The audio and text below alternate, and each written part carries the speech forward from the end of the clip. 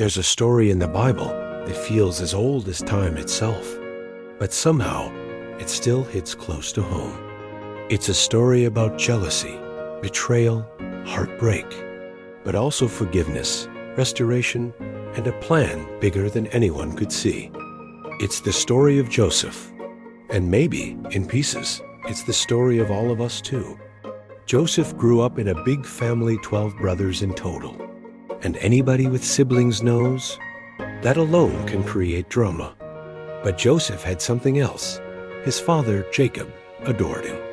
Not in a secret, subtle way, but in a way everyone could see. He gave Joseph a special robe. Long, colorful, elegant. It wasn't just clothing. It was a symbol that Joseph was treasured. And the brothers noticed. They noticed everything. The way Jacob looked at Joseph, the way Joseph seemed destined for something great, the way he had dreams, literal dreams of rising high, even dreams where his brothers bowed before him. They didn't like those dreams. They didn't like Joseph.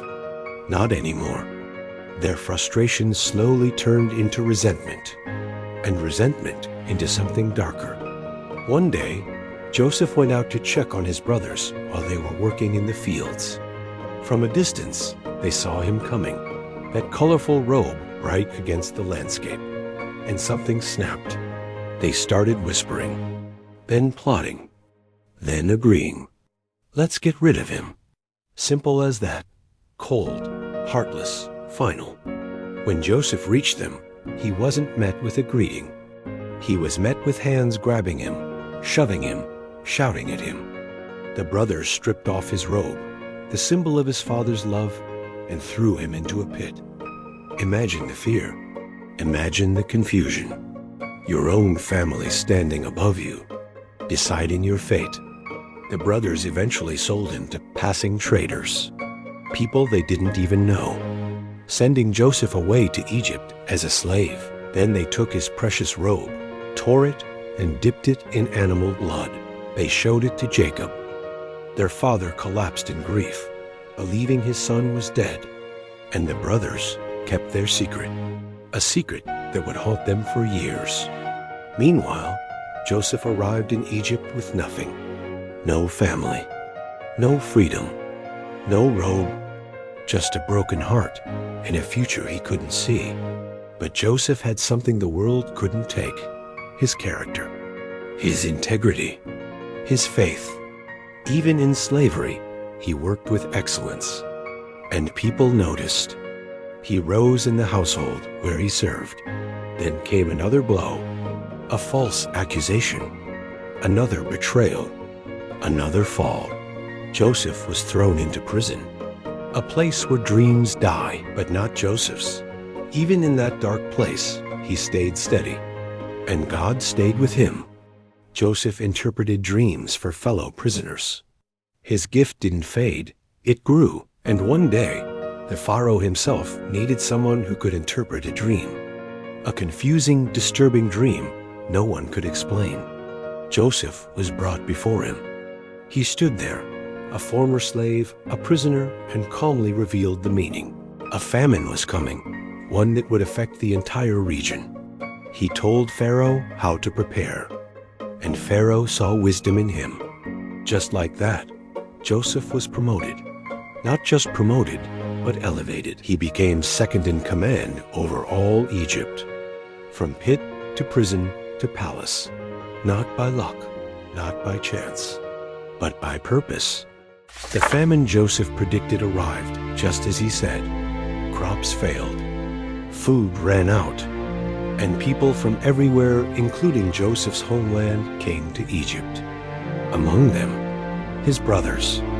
They traveled a long distance, not knowing Joseph was alive, let alone ruling over the land. They stood before him, desperate for food. They didn't recognize him. He was older, dressed like an Egyptian leader, speaking through translators. But Joseph recognized them instantly. Imagine the emotions, the memories, the heartbreak, the anger, the longing. He had every right to reject them, to punish them, to turn them away. But Joseph wasn't the same person they threw into a pit, and time had softened something in him. He tested them, yes, not to be cruel, but to see if their hearts had changed. And they had. The brothers who once betrayed him now stood humble, united, even protective over one another. And that's when Joseph broke. He wept so loudly that people outside the room heard him. Then he revealed himself. I'm Joseph. The room froze. The brothers trembled. They thought judgment was coming. But Joseph stepped toward them with tears in his eyes and said words that echo through history. What you meant for evil, God used for good. It wasn't denial. It wasn't pretending it didn't hurt. It was understanding. Pain can be part of purpose, and God can turn tragedy into transformation. Joseph forgave them, truly forgave them. He embraced them. He provided for them. And he brought his entire family, including his aging father Jacob, into Egypt, where they would be cared for during the famine. The reunion between Jacob and Joseph might be one of the most emotional moments in the entire Bible. A father who thought his son was dead holding him again, weeping, laughing, thanking God. Joseph's life could have been defined by betrayal, but instead, it was defined by forgiveness. Because he saw the bigger picture. He chose compassion over revenge, purpose over bitterness. The story of Joseph reminds us of something we all need, that no matter what people do, no matter what life takes, no matter how deep the pit, your story isn't over. God can take the worst moments of your life and weave them into something that saves you, and maybe even saves others. Joseph's journey wasn't easy, but every step mattered.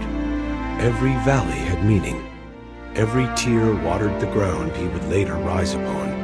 And maybe that's the message for us today. You are more than what happened to you. You are more than the betrayal. You are more than the heartbreak. You are more than the pit. There is a purpose to your story, even in the chapters that don't make sense yet. Hold on, have faith, and like Joseph, rise.